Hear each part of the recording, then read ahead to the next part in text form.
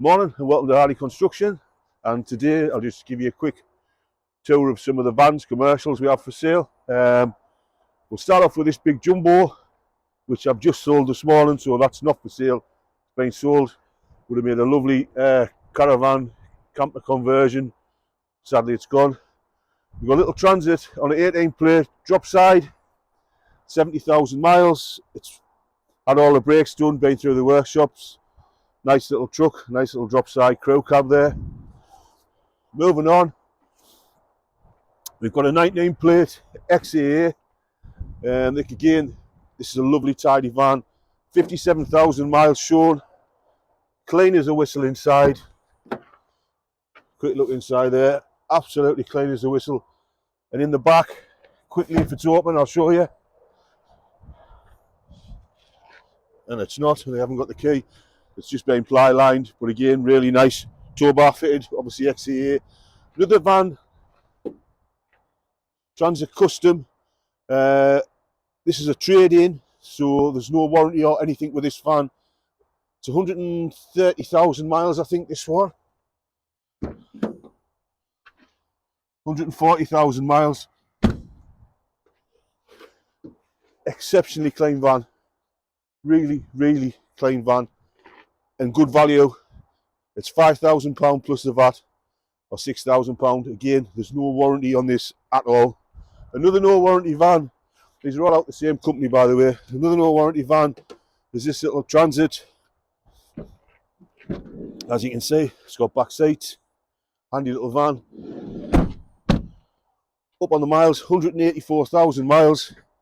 Does run, drive and start nice. 2,900 plus the VAT, so £3,500 if you're not VAT registered. This is a nice van. Transit Custom high top. I think the mileage on this, 64,000 miles. It's been through the workshops, had a brand new wet belt, timing chain cover, sump and service, ready to go.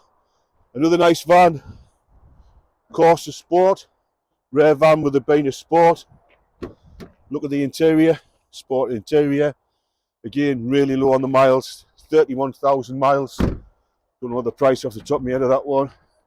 Another nice van, Caddy, 60-year plate. Again, low on the miles, 50,000 miles, and this one's had a new timing belt and water pump and full service, so that one's ready to go, serviced up. And last but no means least, 21 plate Transit Courier. Again, mega low mileage, 45,000 miles. Lovely, lovely, tidy, clean van. We've got one or two ones that aren't here. We've got another Reynolds Master drop side crew cab. The last one we've just sold a one, and I think that's about it. So, if you need any more information, need any more help, give us a shout. If you need a van, pickup, or any other commercial vehicle, just give us a shout. We'll see if we can source it for you. Thanks very much, and bye-bye now.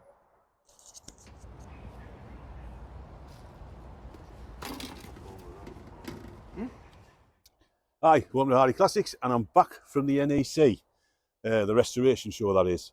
I didn't do any filming at the restoration show, and the reason I didn't do any filming was because I wanted a good look round. And I got one or two bits of ideas when I was there. It was a good show. There's stacks of videos on YouTube, and because it was just a flying visit, I didn't really do a video. But I did pick up a couple of bits and bobs on the way back, and I'll show you.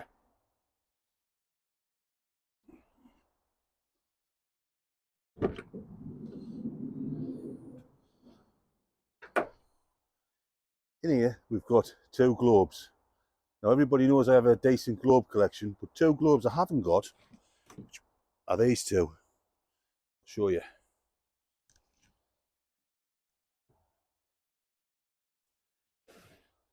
That's the first one, SO Extra. Put it back in there nice and safely, because they do damage pretty easily. And the second one is another SO globe.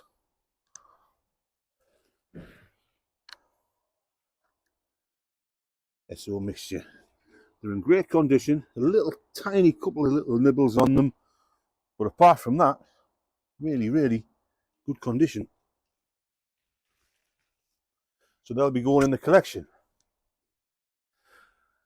Now that's not all I picked up, because I always say I like to bring unusual and different cars, and I do my best. And I've picked one up along the way which actually doesn't belong to me, but I'm putting it up for sale on a commission basis. It's a very, very, very rare car, and it's in the back of the van. I've got one of these, and there's only about another 5 or 6 people in England who've got them. There's not many. Only made 200. And there it is, under the sheet. The Atco Training Car, complete with its little engine.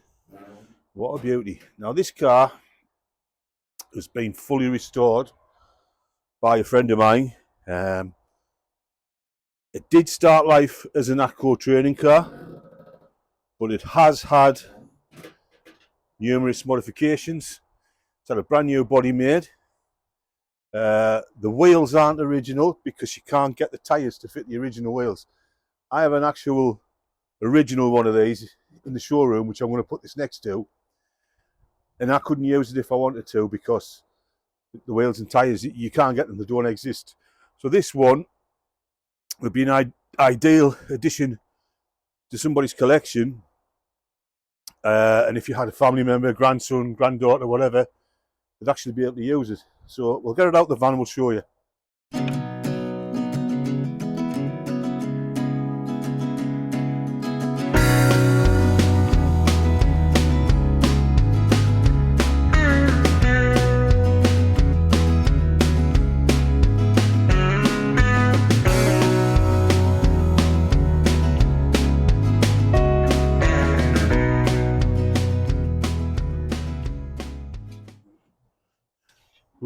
Go on. You're on your side? Yeah. Yeah. Well, it's not the smallest car we've had in, but it's pretty small, isn't it? So there you have it. The Atco Trainer. Complete with little handbrake on the side of it. Starting handle for the engine. Little on off switch there. Your gears, neutral, forward and reverse, a throttle. Conventional pedals like a car basically. It's a lovely little thing. Built in I'm going to stick my neck out here, 38. So just before World War II broke out, these were built. Again, to teach children how to learn to drive in schools. And there's only a handful of them survived, a really rare thing. And a great addition to anybody's car collection, I think. Rarely do they come on the market. I can't remember the last one that came on the market, to be fair. So you've got the chance to buy one today.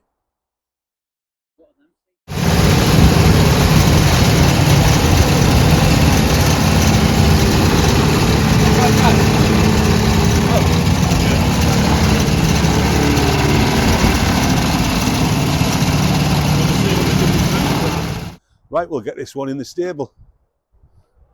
We're pushing it in because there's some delicate bits and bobs in here. Right, I'm going to come round this way. Right, we'll go in the museum, see where it's going to live for now. Well, there you have it. For those who haven't seen my museum, this is my museum. It's not open to the public, but customers and friends or car clubs, or if you're really interested, drop us a line and you can come and have a look. It's not a massive museum, but it has got some interesting stuff. That's a new addition, the Lubral sign. But you haven't come to see that, you've come to see the Atco car. And here it is, getting pushed into position. So I'm going to say this will probably be the only place, I'm going to stick my neck out now,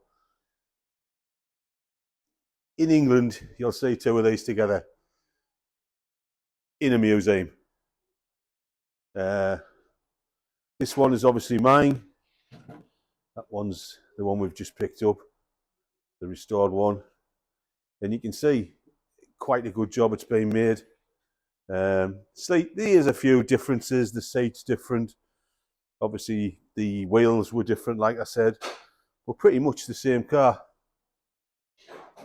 And I wouldn't be afraid to buy that myself, to be fair. You know, there's lots of people out there with car collections and they've got, you know, really rare cars in them, but there can't be many as rare as that little thing. And while I've got you in here, I bought those globes the other day and brought them back. Here's a small selection of my globes. A lot of you have seen them before.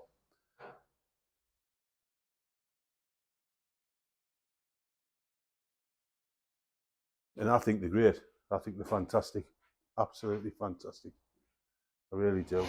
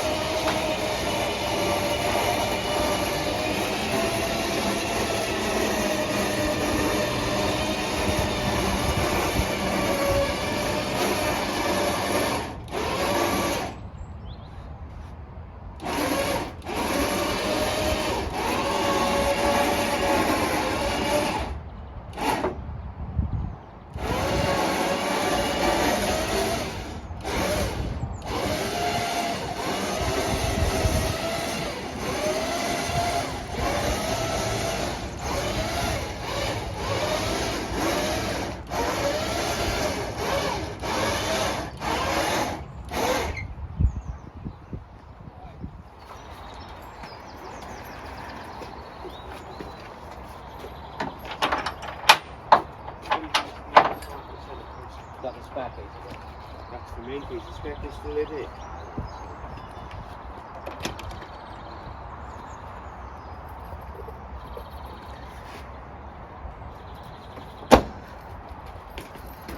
That was pretty good. Really secure. Really tight with the job. Do you want to handle the strap? You're alright, mate. Right. I'll go back up there.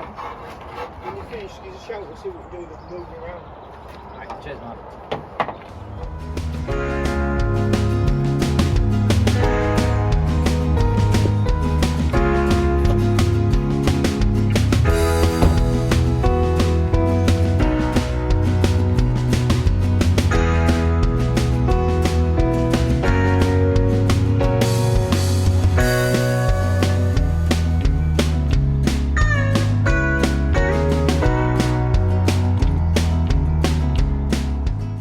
Right, that's the little MG loaded and off to its new home down Hull, Humberside way.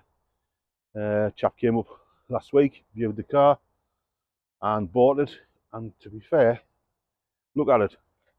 Why wouldn't you buy it? And especially for the price. There's loads out there, I know they are, and they're all in different conditions, but this one here really is a lovely little car. There's bills in there for, I don't know, 15,000 quid. You couldn't do one for that. We were actually at the NEC at the weekend and went to a stall that rebuilt 1275 engines, which this has, and I said, how much for a 1275 crate engine with all the bits on? 7 grand. So you've got the engine, now try and buy the rest. But anyway, that's where we are. It's off tomorrow, first thing in the morning, and that's about it. Bye bye now. Right, we're off. And where are we off? Well, if I flick the camera around, I'll show you. We're off to deliver this gorgeous little midget down to a nice chap in Hull, Humberside way. And when you've got these cars on the truck like this, it's an ideal opportunity to flick the camera around and show you how good this car underneath is. And there you go. That's paint and clear wax oil. This car is absolutely solid wax oil. Solid. What a beautiful car. Absolute stunning car. A couple of people have looked at this, a couple of people have said yes, they never bothered, and actually I don't know why, because you could not build this car for anywhere near the money we've just sold it for. We have the Midget on the back. That is honestly, I keep going on about that little car. That is a lovely little car. We have two cars, well, one now, two MGs. We have a B and a Midget that were both fully restored. We've still got the B, and to be fair, the B has gone that a little bit further than that one in the restoration. It's had a brand new heritage shell, but everything else is new. Engine, gearbox, running gear, and it's just a fantastic car. And to be fair, pretty much a bargain for somebody, if I'm honest. I know you can get MGBs for 7 or 8 grand. I know you can. But when you start bolting things on like in a Selly engine, brand new, and then you start bolting things on like a body shell, brand new, and an interior, brand new, and a wiring harness, brand new, then the price goes up and you can't buy them. It costs you 7 or 8 grand to get a car painted these days, and that's just a normal job anyway. Stop waffling on. So we are off to Cleethorpes, near Lincolnshire. So let's hope the traffic's not too bad. Well, we're in sunny Grimsby and we're just leaving now. We've just dropped that little Midget off for Ian and he's over the moon with it, and I hope he enjoys the car. He seemed very enthusiastic about it, and it's a lovely car. And I'm just going to flick the camera around because for the first time this year I've actually seen blue skies. There you have it. So sunny Cleethorpes, and it is sunny. Anyway, I'm back home now, and I'll catch you later. Bye bye now. There you have it. Sunny Cleethorpes by the sea, and I'll tell you what, it's absolutely gorgeous out there today. Absolutely gorgeous. Cleethorpes. Right, I'm back from where have I been? Cleethorpes. I'm back from Cleethorpes, and I've even managed to get my hair cut. Quick divert down the Tame Valley. I'm going to have a 10-second rant now.